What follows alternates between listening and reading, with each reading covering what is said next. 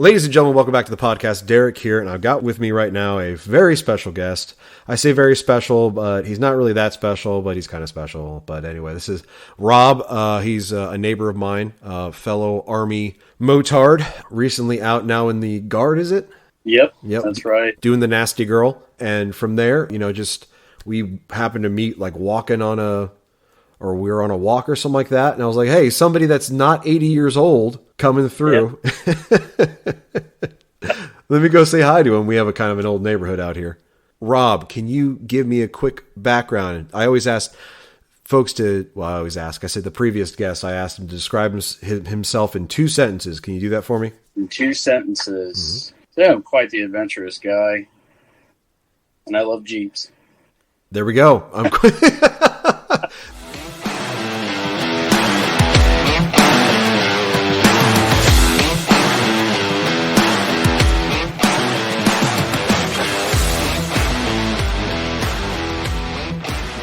It kind of goes hand in hand. It's kind of synonymous. Yeah. I mean, that's kind of what I'm about. I mean, the Jeep is green, and I really hold on to my Army lineage, I guess you'd say. Let's see, I joined the Army back in 2013, October 29th, and 7-year stint. Loved it, hated it, and shortly after, I didn't waste any time, decided to go nasty. So, for anybody who isn't tracking, nasty girl, NG car. I know the times these days, it's you got to be quite specific about that. Where Rob decided to become Robette, So, yeah, but decided to go that route because I wanted to change my MOS. And I really wanted to pursue this sort of engineering path and decided I'd go to school. So I went for a CNC course at Lincoln Tech, found a job working for Haas, and that's, Haas Engineering, Haas Factory Outlet, Chicago. And I'm also doing my National Guard thing as a welder, or Allied Trades 91 Echo. What were you before when you were active for those 7 years? I was a mortarman. 11 Charlie. 11 Charlie. I did a lot of track vehicle riding. We were always running 120, and man, that was a big gun, and my favorite thing to shoot, other than 81 to 60s. 60s was very rare. I didn't get much time on 60. I was always a heavy guy. Yeah, you're not running around with a tube and you're just having somebody do some like off the wall windage, holding it there, quick deployment. I've seen some 11 Charlies in a light unit do some very interesting things to get, warheads on foreheads where they're, there's no base plate, there's just a tube. They're just, that kind of like hip firing a 60 is a little different than hip firing an M60. Or a 240. So it was very interesting. He's like, are you sure that's the right angle? They're like, yeah, that's right. We're good. Dink. Oh, looks like we're off by 200 meters. Let's back it off a little bit. Nothing that extreme. That's an embellishment. So you were a mortarman for 7 years. And then you said you were your heavy units. What units were you in? So I was with 167 in El Paso, First Armored Division. And then I was at 2ID in Korea with 47 Cav. I mean, for those two, I rolled around in track vehicles, the M113. I was a driver in Korea for the most part, and probably I would say that I was probably one of the best AGs, assistant gunners. Because at the time we had some pretty cool gunners there in Korea. Those guys were the best, and they taught me what I did know. And from there on, man, I just kept trying to be the best at it. But like you said, you've seen some pretty dumb stuff. So as heavy as that 120 was, man, we would carry that thing around for PT. Yeah, I'm sure you were 6 foot when you started, and then now you're 5'8", just because of the compression. You're 5'5". I'm sorry. When you're on your one wheel, that one wheel scooter thing that you're on, you're 5'8". So that's where I'm getting that wrong.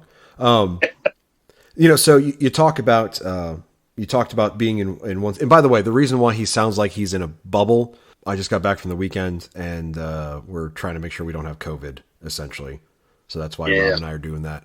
I mean, he's literally 75 meters from where I am, essentially.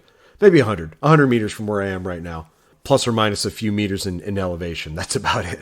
But yeah, you have so those 120s, carrying that around, obviously that must have been great PT, especially the base plate. About when did you realize that you wanted to get out and switch your MOS to something that's more, I guess, lucrative in the civilian world? What was the approach? Oh man, I kept getting hurt. Matter of fact, I was talking to one of my old soldiers the other day.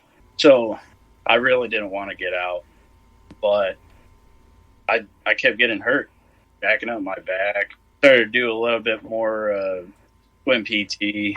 I would get better at my run, but man, my back was just going out. So I couldn't be infantry. I knew I couldn't. I mean, I could have gone through the surgery, but that was a bit sketchy. At the time, getting out, I had to make a decision. And, so real quick, backing it up just a little bit. Yeah. So you were getting injured. Your lower back. I mean, just as the symptomatic of being infantry is lower back issues. I mean, I've had a surgery. Pops has had a surgery. Like everyone I know is busted their SI joints, or they're rupturing a disc because you're carrying around an absorbent amount of weight, especially if you motards are running around with a 120 tube and a base plate. Yeah, I would assume that, pardon my language, and I almost want to throw up saying it, but I don't at the same time. You getting all super hua over there. Oh God, it's been a while since I've said that. It's kind of shameful. Anyway, you're getting all super hua over there, and that's the nature of the job. So you're getting injured, and this is, I guess, when you're in Korea. That's why we're having this revelation. Like, man, I got to do something else, but keep myself in the fight. Or how'd it go?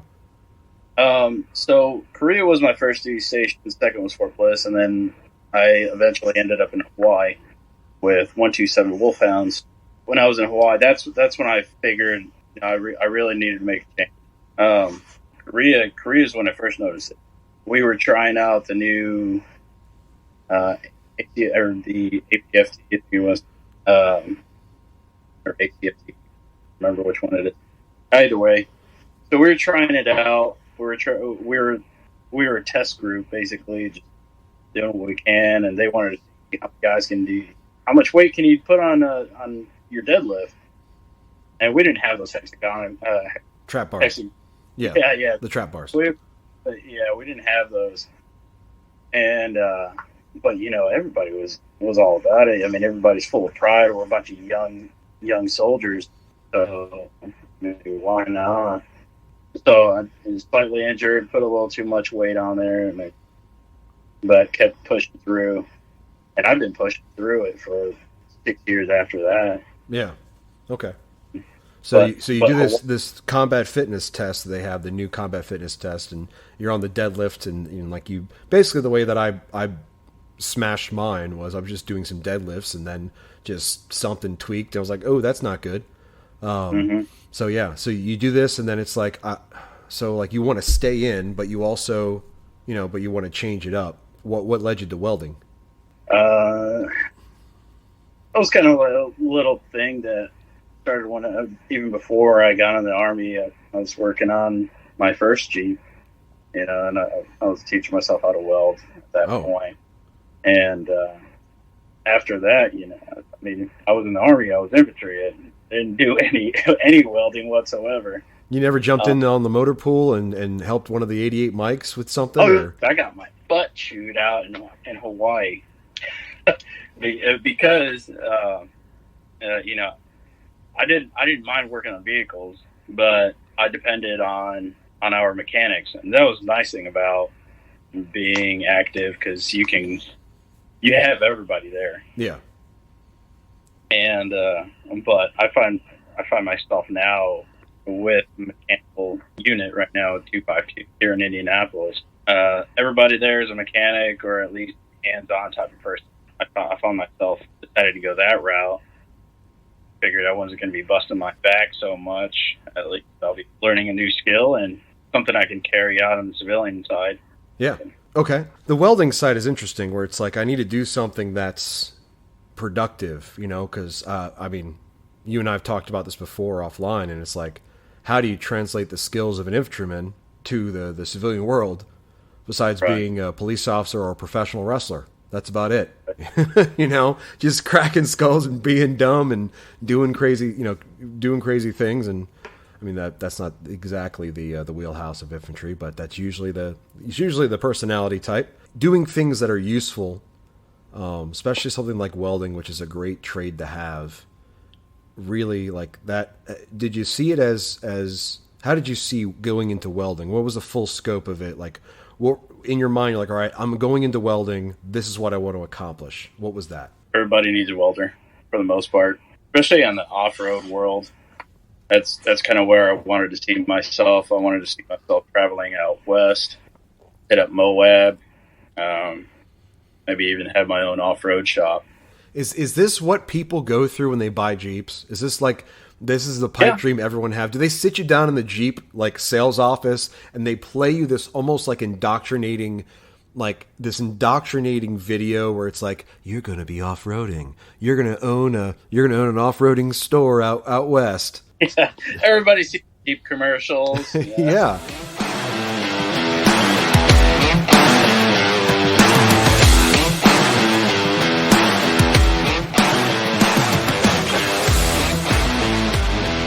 I mean, I drove a Jeep once. All right, I rented a Jeep when I left I left from Colorado to come out to, I think it was Fort Royal, Virginia, to interview with a company to work with after I got out of the Army, and I had to rent a vehicle, and the only thing they had was a 4-door white Jeep, and I get into it, and like, yeah, it's like, okay, this is a little rugged looking, little off-roady, whatever, but I'm driving down the road and people just start waving at me from other Jeeps. Yeah. And at first I was like, something wrong with my Jeep? Am I like, the light's not on right or something? Is there some kind of faux pas that I've violated that I didn't know about? And then a buddy of mine was just like, yeah, Jeep people just wave at each other. Yeah, it's a community. Is it because they all got suckered into buying a novelty vehicle? I couldn't. Now, if you were driving a Ford, I'd say you're suckered. I got suckered 3 times, sir. Truck, then Fusion, then another truck, okay? I went from a Ford to a Jeep. So you went from Jeep to a Ford to a Jeep. So when I was in El Paso, I had bought my first Ford Focus. First and last, we'll say. So many recalls. I almost abandoned it when I was on my way to Hawaii. Between that transfer, there was a single recall on the hatchback handle. You had a hatchback? You had a Ford Focus hatchback? It was pretty sweet. All leather interior, wheels were looking nice. I mean, it was a nice vehicle. It looked nice. Yeah. But I had to get rid of it. So I got rid of that one, got back in a newer Jeep because I had a 2000 Wrangler and then went to a 2013. And man, I'd say that one's probably better than what I have right now. They don't make them like they used to situation, but that's okay. So Jeeps, all right. So I sent you. We were talking earlier, and I sent you a statement that I overheard, and I want to talk to you about that. We have a unique perspective as veterans and people that like serve as far as utility goes, and almost like readiness, right? Because that's something, defense and readiness and all the stuff like that. I sent you a sentence. Do you remember the sentence? Do you have it up? I don't. Let me pull it up then. But go ahead. You can tell me what it was. Well, I've got to use my phone for the FaceTime, so I can't pull it up just yet. So I need you to do it. I think, yeah. So I want you to think about this statement, is what you said. The man is crippled without his phone and GPS. As I'm looking up my phone, looking through my phone. Yeah, that was the point. A modern man is useless and pointless without a phone and a GPS. What did you think about that statement? It kind of, I'd say it took me back to land nav. Right? Uh, uh, that's that's what it came down to. You know, land nav requires a map, protractor, your markers, and of course your compass. You're not going to be able to do it without a compass. Mm-hmm. And a lot of guys are lost if they don't have a phone. I mean, today's modern man. You don't have a phone, you don't have GPS, you don't have a way to call somebody, you're absolutely lost. I mean, you're losing your bearing fast. Yeah. And I would like to say that that has to be our main focus, is maintaining our bearing. And what I mean by that, for those of you who don't understand what bearing means, is maintaining your line of sight, where your direction is, I mean, where you're going, where you're headed, and you know, maintaining that route, you know, according to your devices. I mean, without a phone, back in the day, trackers are using footprints in the snow or the dirt. They're using the sun. You're using shadows. You're following a game trail, a river even. And you could always find your way back home just by dead reckoning, you know, remembering, you know, the sights that you're used to seeing.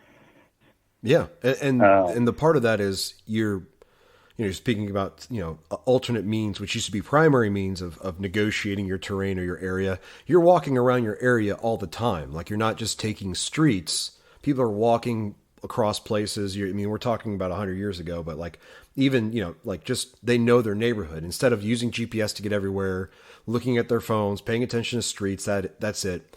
It's become a complex. I catch myself doing it too, where it's like, I put my GPS for work. I put that in just so I know, one, how quickly I can get to work if people need to ask me what my ETA is. And then also to see if there's an alternative route because of traffic. That's kind of what suckered me into it. But I was thinking about that too. And yes, the first thing I thought of was land nav. Now, you could technically not do land nav, finding a point in the middle of a fort. Like, our version of land nav is getting a series of MGRS, military grid reference system points, which is going to be 8 digit code. It could be 10 digit, which gets you down to a meter, but an 8 digit code, which gets you to 10 meters within your location, wherever you're trying to find. And then you plot them on your MGRS specific, map. And then, you're using your compass and your protractor to start lining up lines. You look at your declination diagram to figure out, okay, if this is my my azimuth here, what is it on my compass versus what's on the map? Yeah, and that, like, what I found was pretty cool was in Canada, there's a large magnetic source that pulls our compasses that way toward, it's still towards the north, but we have to adjust for that. Anyway, stuff like that, but you can even do it without your compass if you can read a topographical map, right? Like, topographical map will show you, okay, if I'm on top of this hill and I look off, if I'm looking off to what I believe to be east, and I see this ridge line and this and this and this, okay, I'm right here. This is where I'm at. And then from there, you can kind of plot your course. But anyway, like, those kind of things just require a map. And I kind of got into that, thinking about that. I've been thinking about, how has man lost his connection to, the world? What is the modern man? There's a whole war on men thing going, but I'm not jumping into that. We're just talking about utility here. But then I was listening to the Patrick Bet-David podcast, and they were talking about that movie that came out, Leave the World Behind, and then which is about like a EMP attack happens. It just came out on Netflix, and it talks about, basically it's a America bashing. Like, we're all going to be like lost without technology. But it did raise some concerns about, like, what is our dependence on technology, and like, how can we function as guys or even as veterans? Like, we have that basic principle down. Like, if something can go wrong, it will. And having a PACE plan, primary, alternate, contingency, and emergency plan for everything really does work. It's a little bit of a pain in the ass when it comes to planning it, because it's just like, oh, okay, our primary is this. Primary means of communication is cell phone. Emergency, alternate communication is going to be texting, contingency is going to be this, and then emergency is going to be hand and arm signals. I don't know. But like, that methodical lowest common denominator planning, I think, would be best able to suit us for a situation like this movie on Netflix prompted, which was, okay, like there's a full on EMP attack plus psychological warfare, basically, like, and then it talks about the three stage plan with taking over a country, which was kind of, psyop and unique. But anyway, getting down this rabbit hole, I just sent you that trailer for a movie coming out called Civil War. Not Marvel Civil War. No, but this is what everybody. I would say this is what everybody's been basically dreaming in their sleeps. This is what's going on through their head. If you're worried about what's happening, this movie is basically what everybody's been thinking about. That's how I. So we'll take it back. Like the Civil War trailer that we saw, like the picture for the trailer to click on. Mm-hmm. Do you remember that picture? You remember what it looked like? Yeah, it looked like an X. Oh yeah, so it was X, but you click on it and you actually see an image, right? Yeah, so it goes not exactly a picture, but it definitely. Right off the bat, it shows a picture of a city. Yeah. The preview picture is what I'm talking about. The preview picture, if you haven't seen it, is, and I'll post this down in the comments, I'll post the link, but the preview picture to click onto this trailer it's basically a profile shot of a guy facing from right to left with a sniper rifle. It's in tight, getting his face, his hands on the rifle, his uniform. He's obviously in some kind of ghillie suit or some kind of camouflage. He has blonde hair. He has like dyed blonde hair, and he has pink and purple painted nails, and he's aiming down a rifle with a scope. Did you notice that? No, I didn't see that. Yeah. I didn't. Yeah. It didn't show up. Okay, yeah. So you didn't see that. So that's part of it. You'll take a look at that. I find that interesting because that points towards a cultural war is what that shows to me. Yeah. And then what did you see in the trailer? A lot of destruction. That's our country going downhill. You want to talk about government takeover? That's what's going to happen. Yeah. So in the trailer, there's a group of journalists that are trying to get their way across somewhere, or something like that. They're basically caught in the middle of this, middle of this conflict in this trailer. And I'll post the trailer down below. It's kind of ridiculous, but the governments or the Allied forces, the Western Allied forces of California and Texas are making their way across to D.C. to fight the U.S. military. And the moment I heard that is the moment I thought, this is the most ludicrous thing I've ever heard. If you're going on beyond, it just, that would never happen. No, you'll never see Texans with Californians. You'll see Californians come over to Texas to escape California, but you won't see that. Could you imagine, it's Gavin Newsom and then Governor, who's the governor of Texas there, Texan? Greg Abbott. Governor Abbott. Could you imagine Governor Abbott and Governor Newsom like, let's join forces and let's just take up arms and go kick down Washington? No. No, not worried about changing everything from gas to electric. Essentially.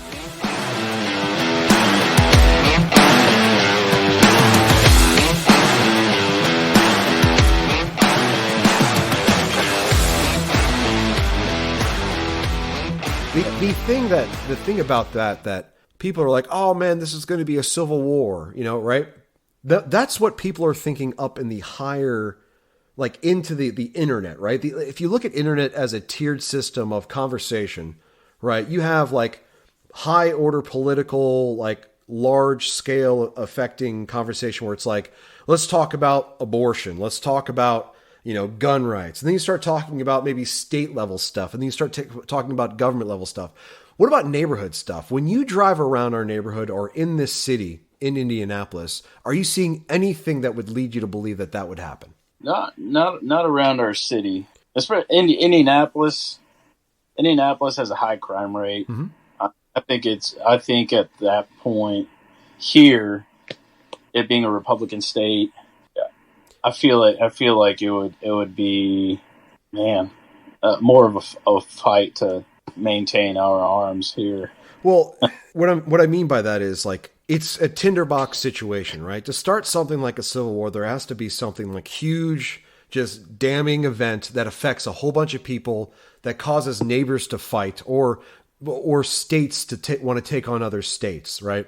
We talk about things on the internet, and we have this almost this form of anonymity where we can say things we want and put out ideas and think about things in a higher level, as far as, well, what would this extrapolate to as far as a civil war? And like, yeah, we could be facing a civil war, but really it's just people exacerbating things without actual basis of like the actual example in front of them. Like if we were walking down the street and like we heard somebody was like an opposing party, and we're like, we're going to go fight that and we're actually fighting somebody. Like we're constantly seeing bickering and fighting happening on the ground with folks about these kind of things, like whatever this movie is predicated on, as far as, violation of some kind of civil right or some kind of right. I don't see anything like that happening. Like there's political BS every 4 years, but do you see anything that would indicate that? I don't think there's so many powerful movements out there. And the people have a loud voice, and to cause a war like that, I mean, you'd really have to cage people up. You'd really have to put them in a bubble, separate people. I don't see an all-out war happening. I don't see a civil war happening. No, not with what we have going on right now. There's no tinder down. There's no fire to be struck, or no explosion to happen. There's no powder keg situation happening. I mean, there was when we had the BLM riots, and we had all that stuff going on, and that was multiple states. That was pretty close. Yeah. Now, how to get fired up like that? I feel there. So to start that though, in that. And it's take so like when I was in Afghanistan, like we got to pair up with a PSYOPs team out there, and to we were just doing basic like campaigns of integration and campaigns of harassment, where the integration was like the pamphlets and stuff like that, and going to people and offering them aid, and actually offering the insurgents a way out, to pull them from. They're like, hey, look, we there's a safe place for you to come by and just give up, and we'll process you, and you'll be out of it. And then there was messages of harassment, like, we're going to come over there and we're going to kill you, and then we're going to dip our bullets in pig's blood or something like that. Something horrendous, like absolutely daunting, like going to shake you at your boots and your core, that we're going to come through and wreck. So, but that's the only examples I really have. But when PBD was talking about Leave the World Behind movie, the guy mentions in there about the 3-state takeover, or the 3-state strategy, was 3-stage strategy when it comes to causing something like that to happen, where like you completely flood disinformation that the American people don't believe anything. You cause an event to happen that severs lines of communication to get anything down that would be concrete and factual should an event happen. And then the final stage is creating an event that happens where nobody knows who did it. Yeah. So there's no one to siphon the efforts, or basically focus the efforts on bring everybody together. So it's completely demoralizing. It completely dismantles any kind of cohesion of the American people, because they don't know who to trust. And that was just like an interesting thing when it comes to, developing trust, because a lot of these civilian people, like I have like the whole approach to life sometimes, where just like, hey, look, the glass is always half full. After seeing the things that I've seen and we've all seen as veterans, like, you can either be a complete pessimist or you can be an optimist. And I'm trying to be somewhere in the middle, but civilians think it's as bad as it looks on the internet, when they don't have a real grounded look on life. Like, if it was truly that bad, we would have discourse in our streets already, the small amounts that would eventually ignite to something huge. It's funny you say that. So the other day I saw a message online. Tom Hanks, if Trump were to be elected, he was going to leave the country. Tom Hanks. Forrest Gump. I know, the real American. He's shook hands with presidents, ran across the country, but I don't know how true that is. And I'm like you. I'm trying to be right in between. I'm trying to stay in the middle. I don't believe anything that comes out online. Mm-hmm. I don't believe the news. I don't trust. I don't trust anybody, especially if they're trying to put something out there for me to hook onto. You know. I'm basically doing that with you right now. You know that, right? Oh yeah. That that disbelief where you don't believe anything. All Yeah, right. Well, you're right where they want you to be. sure. Next move that can happen is you don't know who's going to attack you. And like, if we use that, if we have that approach where we're like, hey, we're not going to believe in anything, shouldn't we push to believe in something and keep to that? Like, hey, look, if anything, it's almost like Starship Troopers, like how that book, because by the way, Starship Troopers was not a movie first, it was a book written in 56. It's actually on the military reading list, military officers reading list, but it talks about being a citizen versus being a civilian. And in that future, that fictional future, the veterans had taken over the government to where it's all merit based and it's based on rank and responsibility. And it's very close to the military structure, which had some pluses and some minuses as far as comparatively speaking to our life now. But like, I think that's something that we should hold on to, where it's like, look, like the things that we fought for is not for naught, and veterans are the ones that got to stick together because we have that common, the common sacrifice that we all made, or something. We have to have something in place when all else is thrown out of there. I mean, like there's, you have your belief in God and you're like, hey, look, like, God's got my back as long as I continue to be, like walk with Christ and stuff like that. Like you can have that approach too.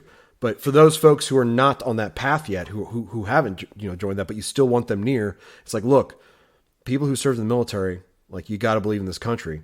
Even saying that out loud, even with using the movie as an example, like, okay, so how did the government of California and government of Texas or the Western Alliance or whatever form? And then who was fighting for the U.S. military versus who was fighting against the West that was advancing? Like these things, like it's hard. In the end, you're going to be like, all right, look, if we look at our neighborhood, if our neighborhood's solid, okay, let's look at our city. Is our city solid? Yes. Okay. That's what we can hold on to. Hey, Indianapolis is solid. Okay. Is Indiana solid? Yeah, I don't see any discourse or anything like that. I mean, there's some plus or minuses. We can have plus and minuses when it comes to disagreements, but like, is anybody attacking somebody outright constantly or consistently for their political alignment? I've seen I've seen like people being attacked based on their political beliefs. One of my interpreters, Azim, or Amir, he went political and he was attacked like 3 or 4 times, once with a bomb. Like that is the sign of civil war and true discourse. We live over here in our protected world of America, and we don't see what real slavery is, real poverty is, real war is like. We've been sheltered from it. So any kind of deviation from comfort can seem so overwhelming, like, oh my God, this is the worst thing ever. Wait, we don't have power for a day? Yeah. Like, oh my gosh, what are we going to do?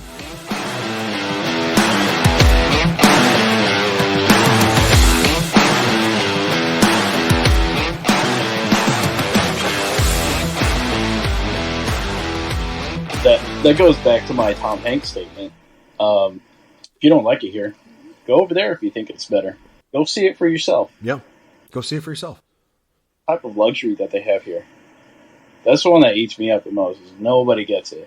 But you get so many people who just doing a lot of stupid crap, and they think that they can get away with it.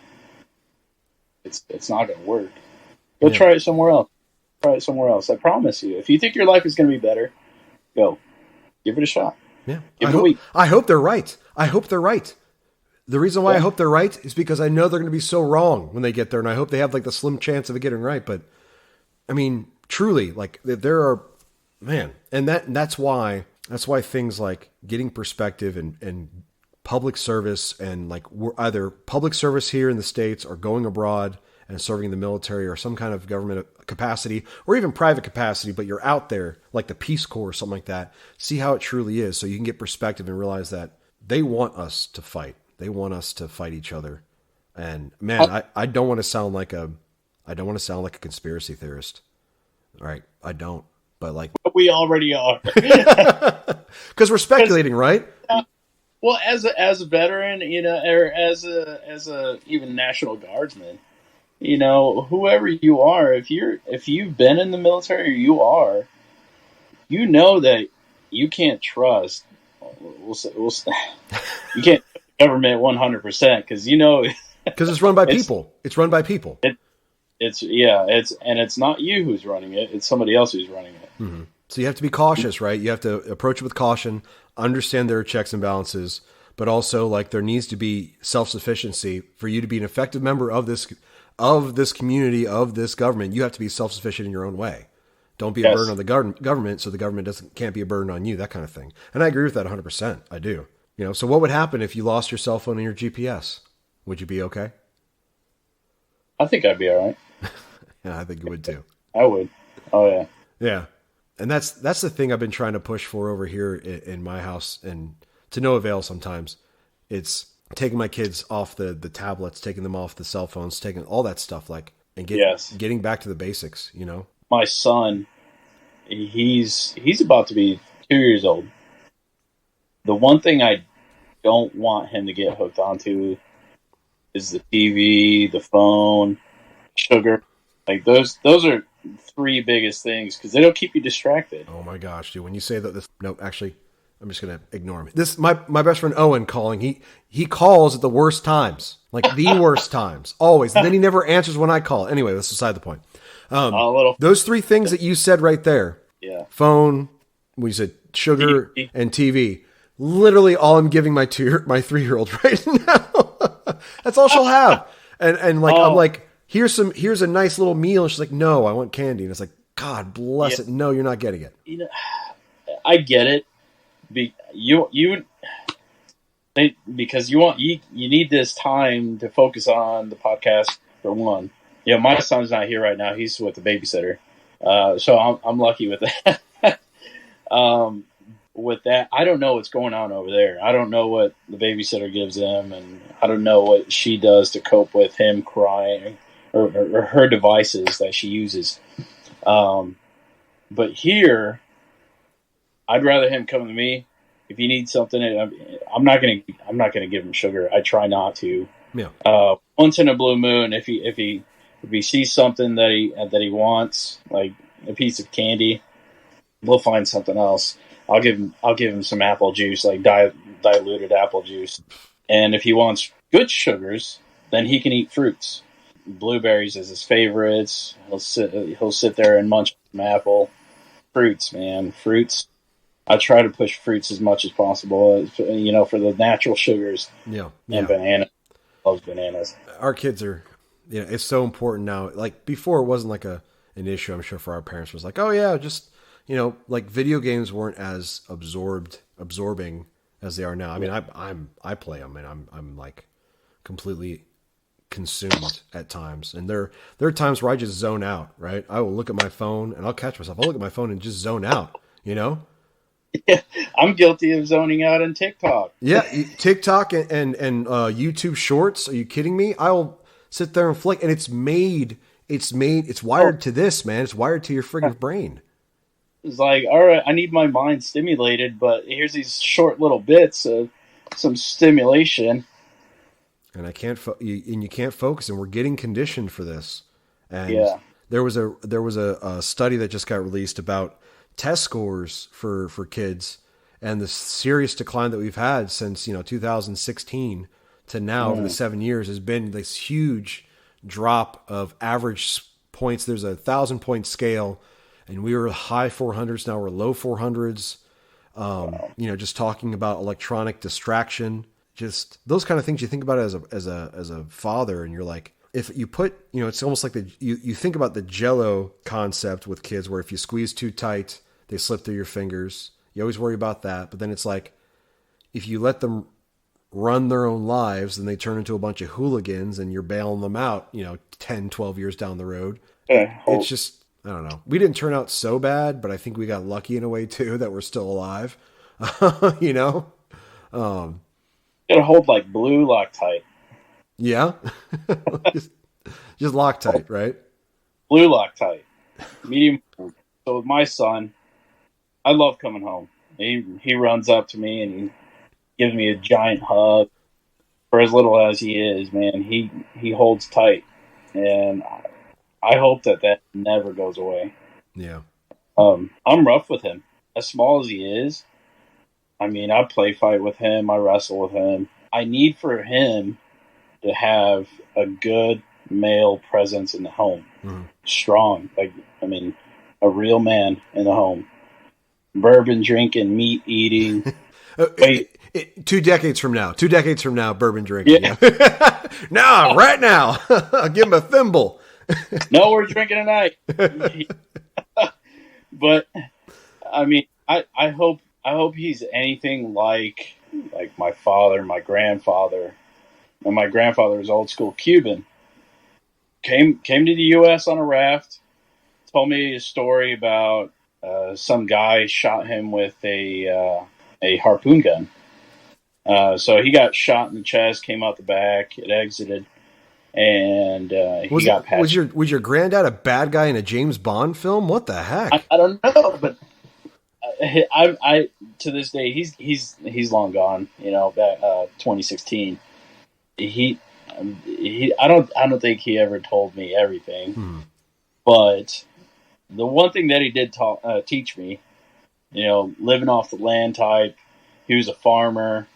He was a farmer in Cuba. Came over, and he retired out of Zenith TV company in Illinois. But then when he retired, he bought 36 acres for $60,000 at the time in the 80s, and he farmed it. I mean, he tilled the land. He had small gardens on both sides of the house, and animals. I mean, anything, just about anything. I remember at one point he had ostriches on the house or on the land. That was really interesting. Did you ever fight one of them? No, but I was definitely afraid of them. I was small. They were huge. Like, nah. Okay. That's why you survive this long. You don't pick fights with ostriches.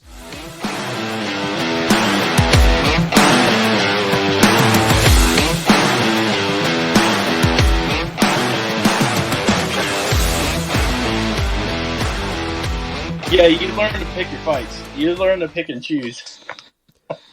Talking about that real quick with your son, and then like the manly examples that you've had with the males in your life, you do realize that as you grow up or as you raise him with rough and tumble play and these things that are vital for successful men that aren't afraid to face adversity, the system is going to be against you as far as people in public schools and stuff like that. They're going to see his behavior, and oftentimes they're going to say, no, he's too, they're going to say aggressive.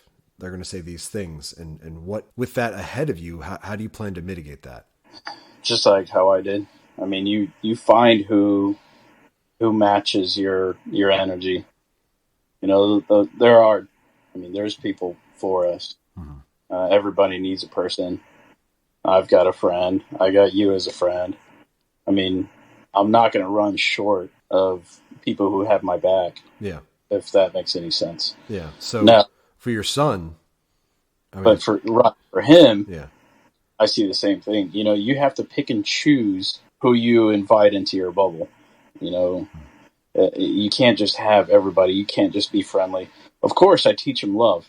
I show in the home love and affection as well. We are religious, and we go to church, and we invite him into that. We are a religious home, a Christian home, and it's not always going to be rare meat and beat the crap out of whoever comes your way in the wrong way. It's not always that way, because there are other ways to solve these issues. I'm not worried about because he's going to figure it out when he gets older. He will figure it out. Yeah. But along the way, and it's funny, you mentioned, I don't know, growing up, I wasn't very involved with a relationship with God growing up. But I always equated at that time as a youngster, Marine parents growing up on, Marine bases and stuff like that. But I always equated Christian men as being not complacent or passive, but more passive, I think. More passive. And that I'm finding now is not the case, actually being a Christian man myself. It's like not the case where, of all people to put up a fight, whether it's physical or if it's spiritual or anything like that, it's probably going to be a Christian man standing up for his family because he is designated the actual leader of his family, where we don't have leadership in families for outside of that because, it's like, oh, men and women equality or women run the world or something like that. It's interesting, and it's almost ironic for me growing up from thinking that to then living it, going, oh no, we're the ones that are like, that will be the ones that stand up, that take charge, that will, make peace, which is not just it's not being passive, it's making peace by, acknowledging and facing adversity. However that is, whatever medium you use for that, whether it's talking, loving somebody but not affirming them, or having to with restrain somebody, physically, like it can be done and it should be done, and led by us. So I think that was an interesting thing you brought up and just made me think about that. I'm glad I could do that.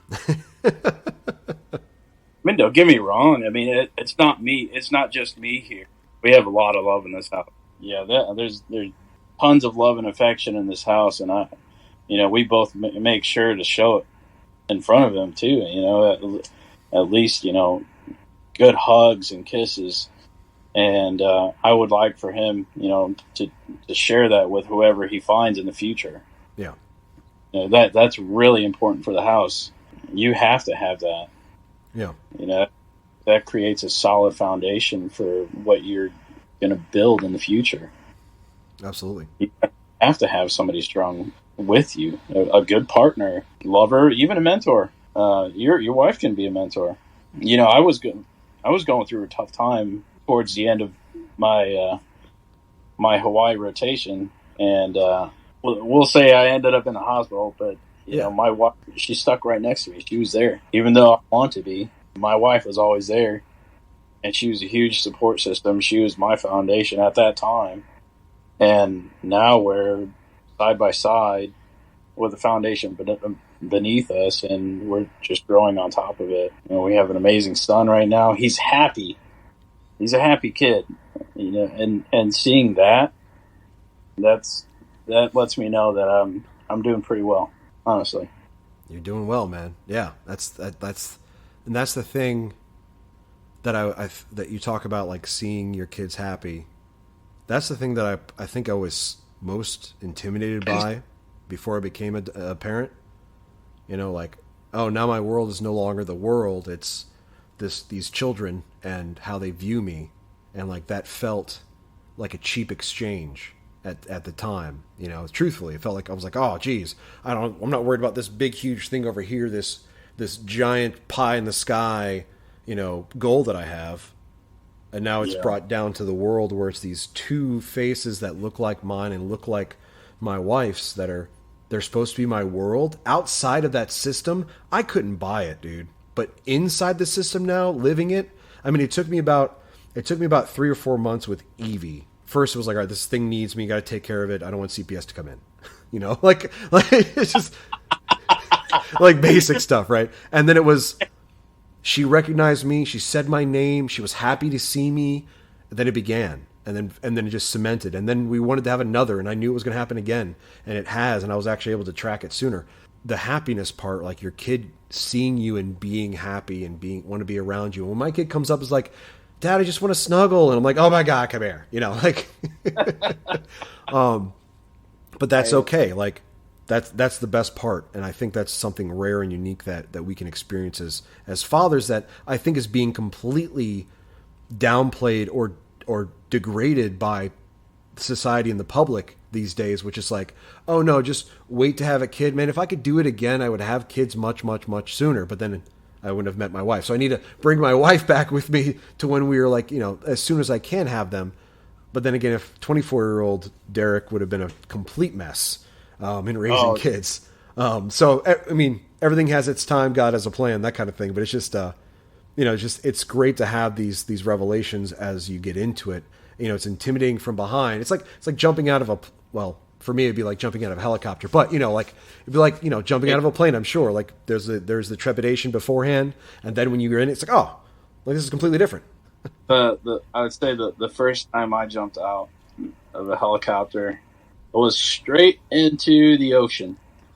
And, we're about 300 meters out, I'd say about 300, something like that. Had to swim back, man of war surrounding us.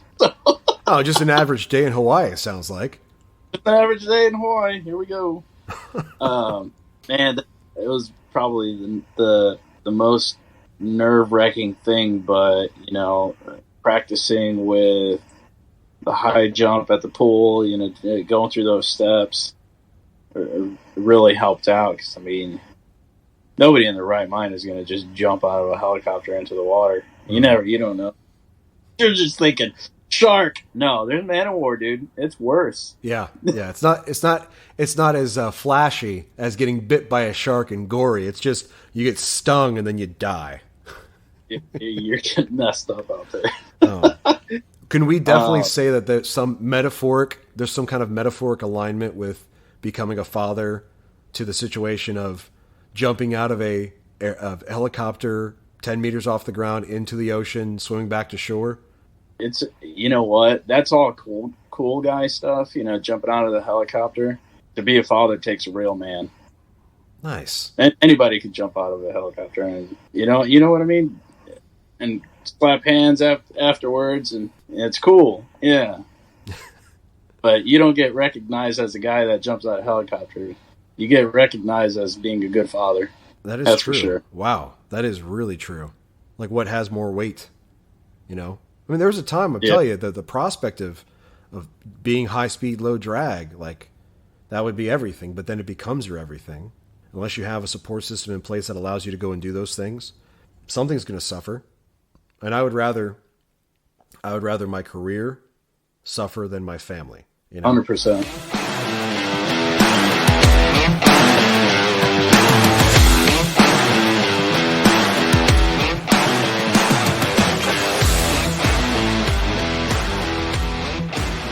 My wife does everything she can to abide by my current schedule, even in the civilian world, which has me working on weekends and stuff like that. But even then, I'd give it all up, if I had to.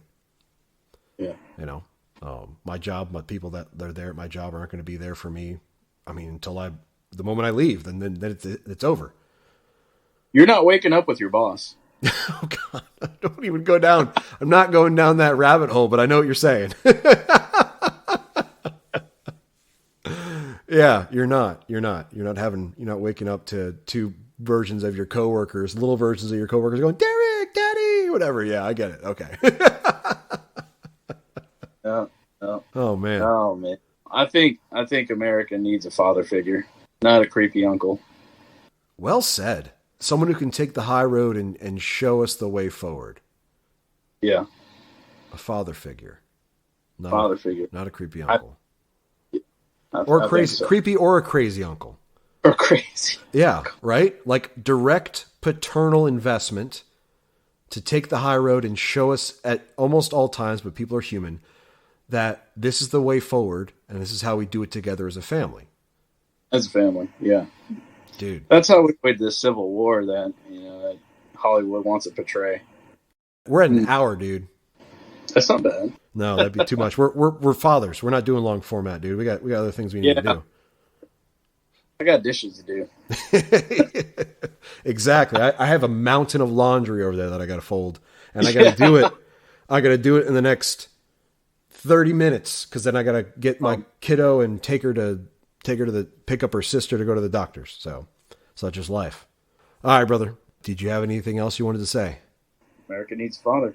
There you go. All right, then. Well, we're going to call it quits here. I want to thank Rob for joining with us here, brother. I appreciate that. We'll do the next one in person. All right. The FaceTime thing is okay, but it can't be a substitute for you. Nope. No way, sweetheart. Nope. All right, then. Well, we're going to get out of here. So, as always, take care. God bless. We love you, and try to do something good today.